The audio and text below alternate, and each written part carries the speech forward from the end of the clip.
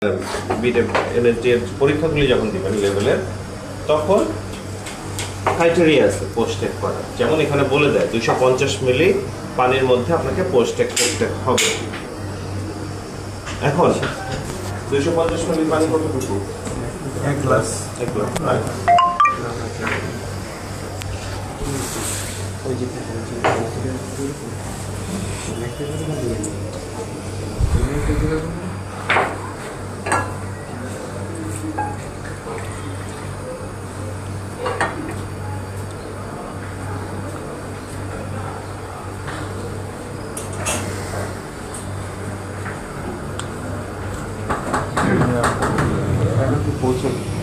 Post take করবো আগে NSD এর আন্ডারে, যেটা আপনাদের নর্মালি এডুকেশন পারপাসে বা মানে ওরাল এক্সামে ইন্টারভিউতে যদি এনএসডি এর আন্ডারে এসব হয়, এই স্টাইল। এটা আমি দেখাচ্ছি ইটস অ্যান অপশনাল জিনিস দেখাচ্ছি, কিন্তু এই অপশনাল তো ইন্ডাস্ট্রিতে কাজে না, ইন্ডাস্ট্রিতে এটা কাজে দিবে না।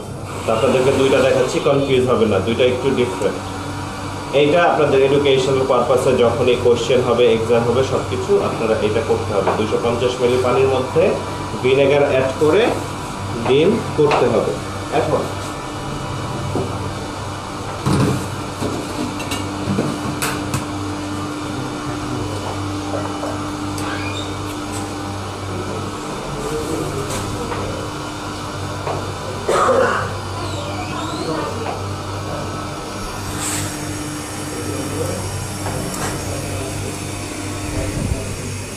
এটাকে আমরা বয়লিংয়ে আনবো। বয়লিংয়ে আনার পরে টেম্পারেচারটা কমিয়ে আমরা সিমারিংয়ে নিব, এবং ইন বিটুইন আমরা একটু ভিনেগার অ্যাড করে দিব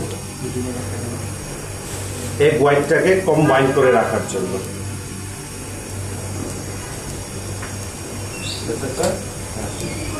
এটাকে একটু অ্যাঙ্গেল, হালকা অ্যাঙ্গেল করে স্লাইস করে পাতলা পাতলা।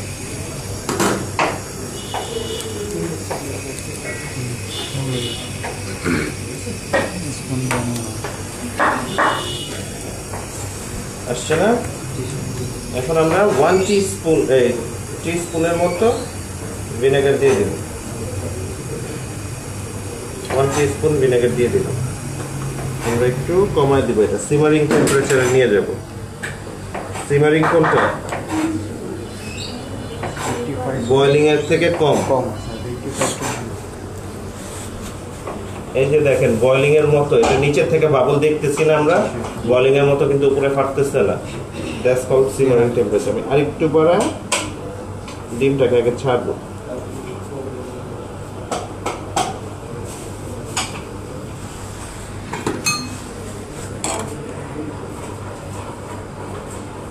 যত কাছে যাওয়া যায় পানির, হ্যাঁ, পানির কাছে গিয়ে আস্তে করে আমরা ছেড়ে দিব। ছাড়ার পরে কয়েক সেকেন্ড ওয়েট করব আমরা, কারণ সাদা অংশটা তো খুব সেন্সিটিভ, এটা ছড়া যাওয়ার সম্ভাবনা অনেক বেশি। কারণ আমাদের এটাকে না বেস্টিং করতে হবে, এই যে বেস্টিং করতে হবে। পানি কিন্তু আমার সিমারই আছে, এখন বেস্টিং করার পরে এই জিনিসটা আরো ইনট্যাক্টে চলে আসবে।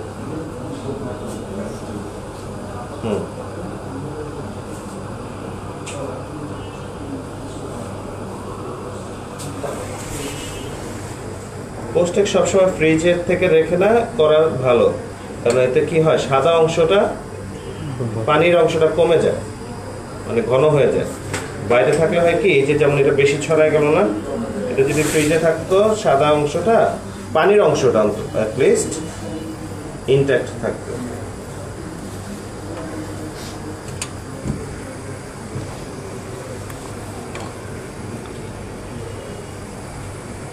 আর একটা প্লেট নেন পিছন থেকে প্রায় দেখতে সদা করলেন, ওই সেলেন নেন। আমার পোস্ট টেক প্রায় হয়ে গেছে।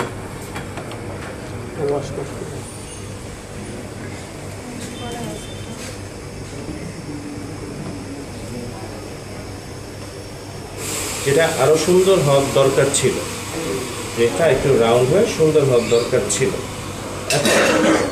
এটা আমাদের স্কিমার আছে, স্কিমার দিয়ে হইতে পারি, স্কিমারটা আছে ওখানে।